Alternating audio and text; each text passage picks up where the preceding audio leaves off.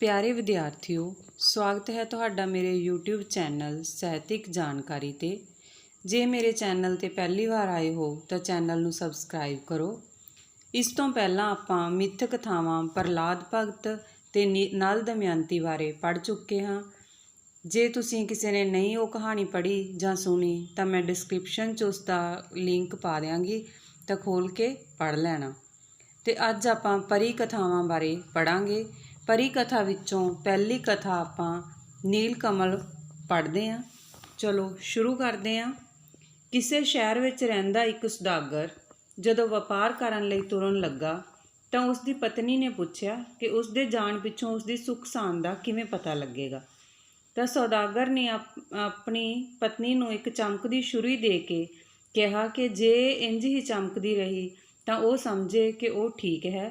ਜਦੋਂ ਇਹ ਕਾਲੀ ਪੈ ਗਈ ਤਾਂ ਉਹ ਸਮਝੇ ਵੀ ਮੈਂ ਬਿਮਾਰ ਹਾਂ, ਅਤੇ ਜਦੋਂ ਇਸ ਵਿੱਚੋਂ ਲਹੂ ਸਿੰਮ ਪਵੇ ਤਾਂ ਉਹ ਉਸ ਨੂੰ ਮਰਿਆ ਹੋਇਆ ਸਮਝੇ। ਅਤੇ ਸੁਦਾਗਰ ਦੁਆਰਾ ਪਤਨੀ ਨੂੰ ਉਸ ਦੀ ਸੁੱਖ ਸਾਂਦ ਦਾ ਚਿੰਨ੍ਹ ਪੁੱਛੇ ਜਾਣ 'ਤੇ ਉਸ ਨੇ ਤਲਾਅ ਵਿੱਚੋਂ ਨੀਲ ਕਮਲ ਦਾ ਫੁੱਲ ਤੋੜ ਕੇ ਇੱਕ ਕੁੱਜੇ ਵਿੱਚ ਪਾ ਕੇ ਦਿੰਦਿਆਂ ਕਿਹਾ ਕਿ ਜਦੋਂ ਤੱਕ ਇਹ ਖਿੜਿਆ ਰਹੇ ਉਹ ਉਸ ਨੂੰ ਰਾਜੀ ਖੁਸ਼ੀ ਸਮਝੇ, ਪਰ ਜਦੋਂ ਇਹ ਮੁਰਝਾ ਜਾਵੇ ਤਾਂ ਉਹ ਉਸ ਨੂੰ ਮੁਸੀਬਤ ਵਿੱਚ ਸਮਝੇ।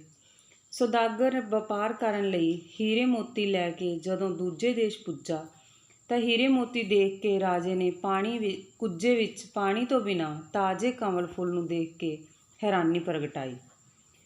ਜਦੋਂ ਉਸ ਨੂੰ ਪੁੱਛਣ 'ਤੇ ਸੁਦਾਗਰ ਨੇ ਉਸ ਦੀ ਖਾਸੀਅਤ ਦੱਸੀ ਅਤੇ ਆਪਣੀ ਪਤਨੀ ਦੇ ਪ੍ਰੇਮ ਬਾਰੇ ਦੱਸਿਆ ਤਾਂ ਰਾਜੇ ਦੇ ਮਨ ਵਿੱਚ ਉਸ ਸੁੰਦਰ ਅਤੇ ਗੁਣਵਾਨ ਇਸਤਰੀ ਨੂੰ ਵੇਖਣ ਦੀ ਇੱਛਾ ਪੈਦਾ ਹੋਈ।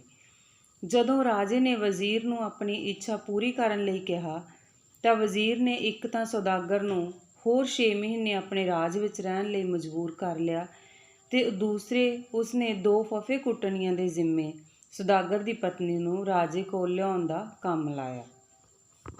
ਅਸੰਭਵ ਕੰਮ ਕਰਨ ਵਿੱਚ ਮਾਹਰ ਸਮਝੀਆਂ ਜਾਣ ਵਾਲੀਆਂ ਉਹ ਫਫੇ ਕੁੱਟਣੀਆਂ ਜਦੋਂ ਸੁਦਾਗਰ ਦੇ ਘਰ ਪਹੁੰਚੀਆਂ ਤਾਂ ਸੁਦਾਗਰ ਦੀ ਪਤਨੀ ਨੂੰ ਦੱਸਿਆ ਕਿ ਉਹ ਉਸ ਦੀ ਨਾਨੀ ਦੀ ਭੈਣ ਹੈ, ਅਤੇ ਨਾਲ ਦੀ ਫਫੇ ਕੁੱਟਣੀ ਉਸ ਨੂੰ ਆਪਣੀ ਗੁਆਂਢਣ ਦੱਸਿਆ।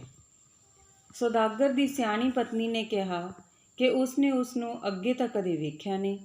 ਤਾਂ ਪਹਿਲੀ ਫਫੇ ਕੁੱਟਣੀ ਬੋਲੀ, ਉਹ ਜਦੋਂ ਬਹੁਤ ਛੋਟੀ ਸੀ ਉਦੋਂ ਉਹ ਤੀਰਥਾਂ 'ਤੇ ਚਲੀਆਂ ਗਈਆਂ ਸਨ, ਅਤੇ ਉਸਨੇ ਉਸ ਦੇ ਠੋਡੀ ਉੱਪਰ ਲੱਗੇ ਤਿਲ ਤੋਂ ਹੀ ਉਸ ਨੂੰ ਪਛਾਣਿਆ ਹੈ। ਸੁਦਾਗਰ ਦੀ ਪਤਨੀ ਨੂੰ ਯਕੀਨ ਹੋ ਗਿਆ ਕਿ ਉਹ ਦੋਵੇਂ ਔਰਤਾਂ ਝੂਠੀਆਂ ਹਨ, ਕਿਉਂਕਿ ਉਸਨੇ ਉਹ ਤਿਲ ਉਸੇ ਦਿਨ ਸੁਰਮੇ ਨਾਲ ਬਣਾਇਆ ਸੀ।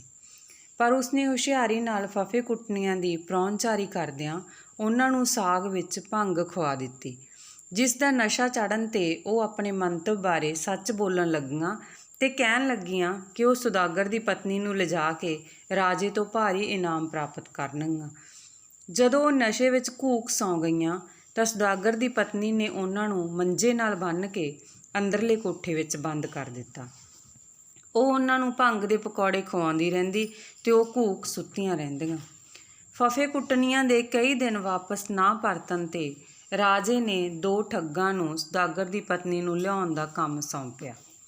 ਦੋਹਾਂ ਠੱਗਾਂ ਨੇ ਸੁਦਾਗਰਾਂ ਦੇ ਭੇਸ ਵਿੱਚ ਸੁਦਾਗਰ ਦੀ ਪਤਨੀ ਕੋਲ ਪਹੁੰਚ ਕੇ ਉਸ ਨੂੰ ਦੱਸਿਆ ਕਿ ਉਸ ਦਾ ਪਤੀ ਬਿਮਾਰੀ ਕਾਰਨ ਮੰਜੇ ਤੋਂ ਉੱਠ ਨਹੀਂ ਸਕਦਾ, ਪਰ ਉਸ ਨੂੰ ਮਿਲਣ ਲਈ ਤਰਸ ਰਿਹਾ ਹੈ।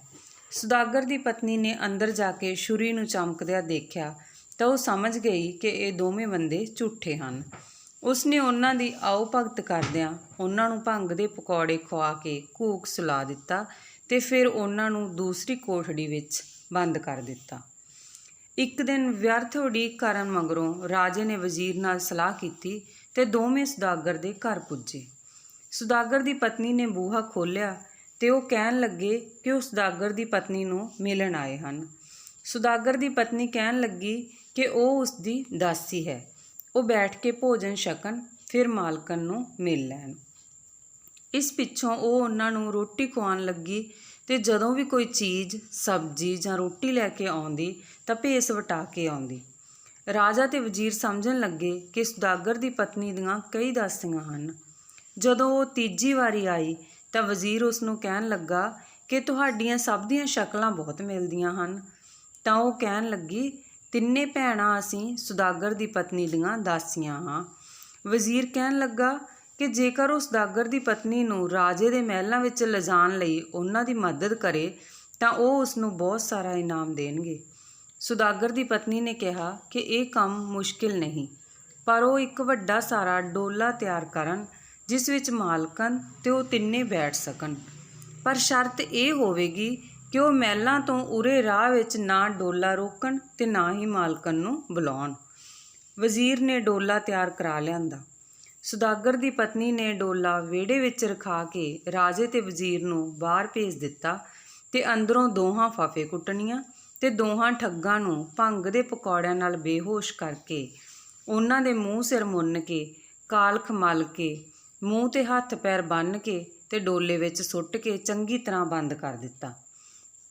ਫਿਰ ਉਸਨੇ ਬਾਹਰ ਆ ਕੇ ਰਾਜੇ ਤੇ ਵਜ਼ੀਰ ਨੂੰ ਕਿਹਾ ਕਿ ਉਹ ਡੋਲੇ ਵਿੱਚ ਬੈਠਣ ਲੱਗੀਆਂ ਹਨ, ਉਹ ਕੁਹਾਰ ਮੰਗਵਾ ਕੇ ਡੋਲਾ ਲੈ ਚੱਲਣ। ਜਦੋਂ ਰਾਜਾ ਤੇ ਵਜ਼ੀਰ ਡੋਲਾ ਲੈ ਕੇ ਆਪਣੇ ਮਹਿਲਾਂ ਵਿੱਚ ਪੁੱਜੇ ਤਾਂ ਡੋਲਾ ਖੋਲ੍ਹ ਕੇ ਦੇਖਿਆ ਤਾਂ ਉਹ ਫਫੇ ਕੁੱਟਣੀਆਂ ਤੇ ਠੱਗਾਂ ਨੂੰ ਦੇਖ ਕੇ ਹੱਥ ਮਲਦੇ ਰਹਿ ਗਏ। ਇਸ ਪਿੱਛੋਂ ਵਜ਼ੀਰ ਨੇ ਰਾਜੇ ਨਾਲ ਸਲਾਹ ਕਰਕੇ ਇੱਕ ਹੋਰ ਚਾਲ ਚੱਲੀ।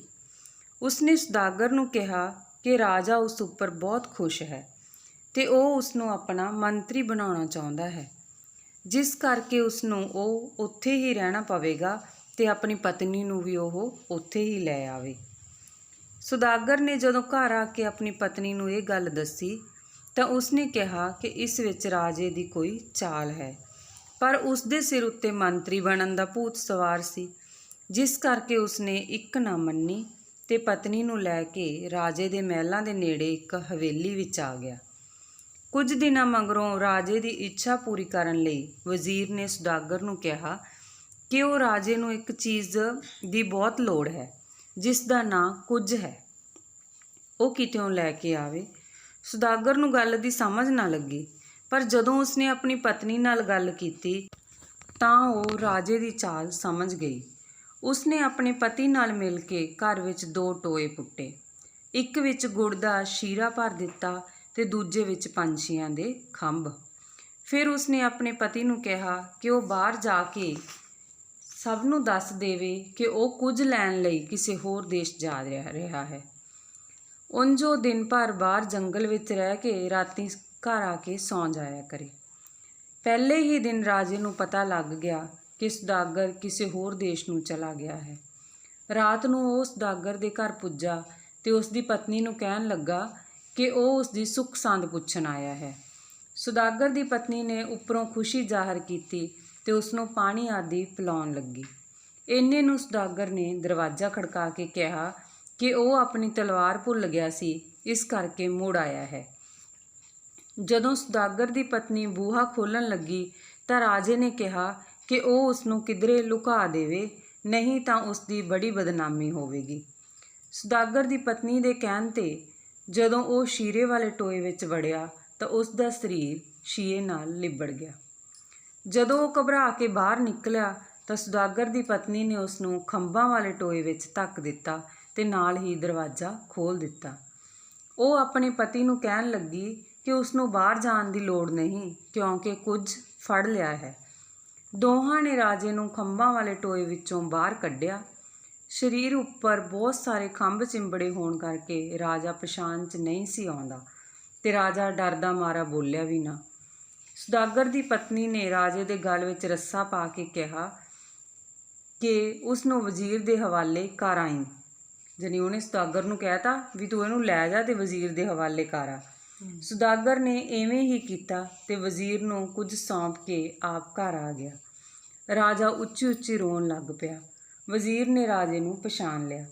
ਦੋਹਾਂ ਨੇ ਸੁਦਾਗਰ ਦੀ ਪਤਨੀ ਤੋਂ ਤੌਬਾ ਕੀਤੀ।